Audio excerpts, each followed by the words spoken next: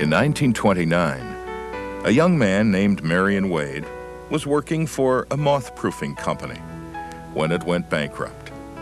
So he started his own moth-proofing business. 1929 was also the year that Marion Wade committed his life to Jesus Christ and began a lifelong practice of prayer and Bible study. Both of these events changed his life and shaped the course of a young company that would one day become ServiceMaster, the world leader in the service industry. That was the beginning.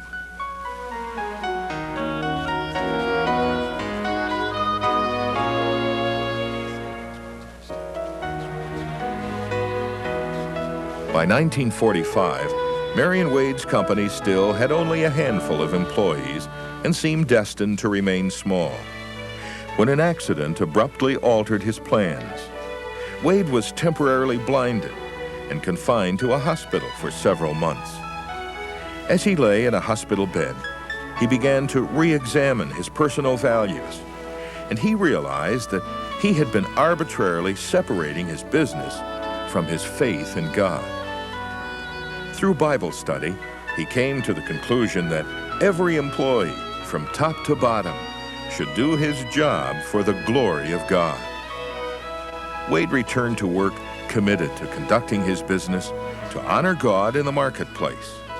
This revolutionary concept transformed his fledgling company. This new direction brought unity, vitality, and a renewed dedication to quality to his small group of employees.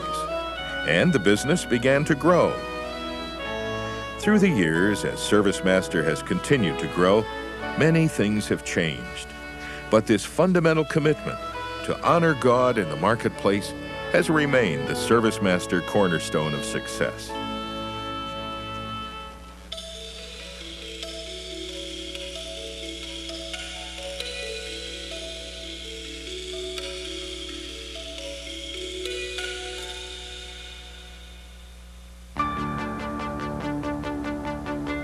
Ken Hansen joined Marion Wade to help meet the management needs of the growing company.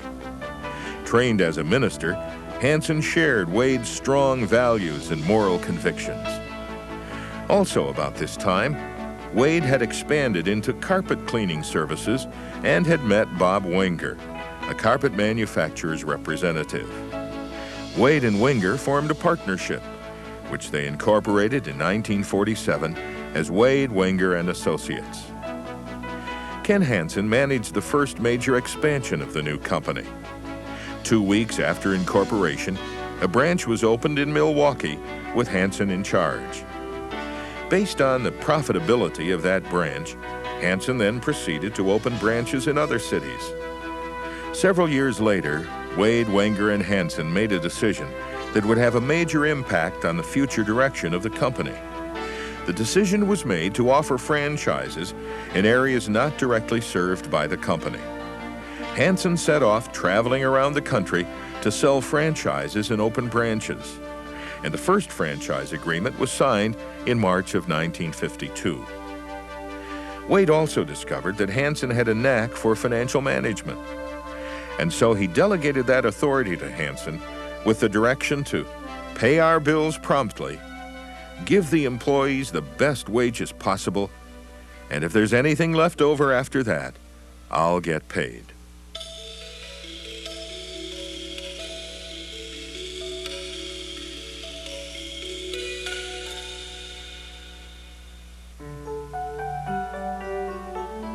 Ken Wessner joined ServiceMaster in 1954.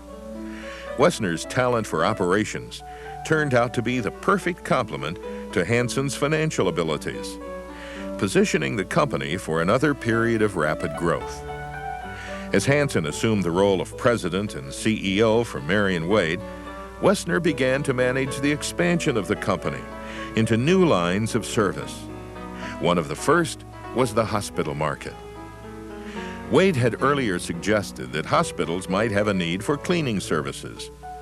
After studying the needs of potential customers for more than 2 years, Hansen and Wessner finally developed a unique strategy that addressed the needs they had heard hospital administrators expressing.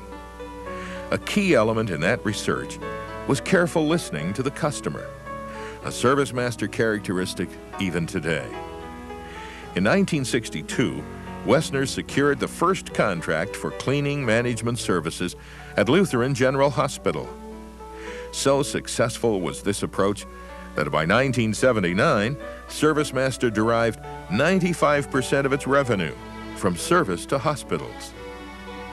Over 20 years, Wessner expanded this approach to encompass numerous other services, including laundry and linen service, plant operations and maintenance, clinical equipment management, materials management, and food service management.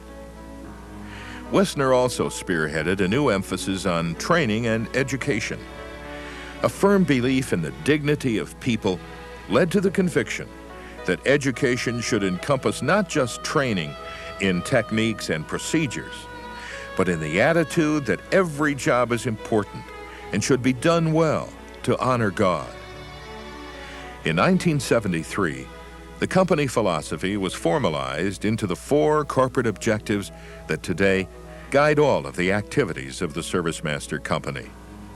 These 4 corporate objectives are the direct result of the beliefs and convictions of 3 men: Marion Wade, Ken Hansen, and Ken Wessner.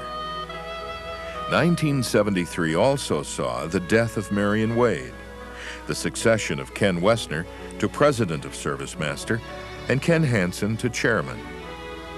Under Ken Wessner's continued leadership, ServiceMaster grew to over $1 billion in sales, and in 1984 was named Most Profitable Service Company by Fortune magazine. In 1983, C. William Pollard succeeded Ken Wessner as CEO of ServiceMaster. As chairman of the board, Ken Wessner remained active in the management of ServiceMaster, continuing a tradition established by Marion Wade and Ken Hansen, where the leadership of the organization overlaps like shingles on a roof. In 1990, Ken Wessner retired as chairman of the board of ServiceMaster, thus formally ending administration by these 3 remarkable men. But the imprint of leadership that they leave behind is indelible. Though ServiceMaster has changed dramatically in 62 years, one may still see in ServiceMaster today, woven into a rich tapestry, the image of 3 men, each one with a unique contribution, and all 3 with a firm dedication to honoring God. The beliefs and values of these 3 men will long continue to influence the lives of the employees of the ServiceMaster company, and also, in turn, the lives of every person that ServiceMaster touches. ServiceMaster is the story of 3 men with a keen sense of business who dared to build a company around high moral standards and an unrelenting faith in God. Marion E. Wade, Kenneth N. Hansen, Kenneth T. Wessner, Masters of Service, serving the Master.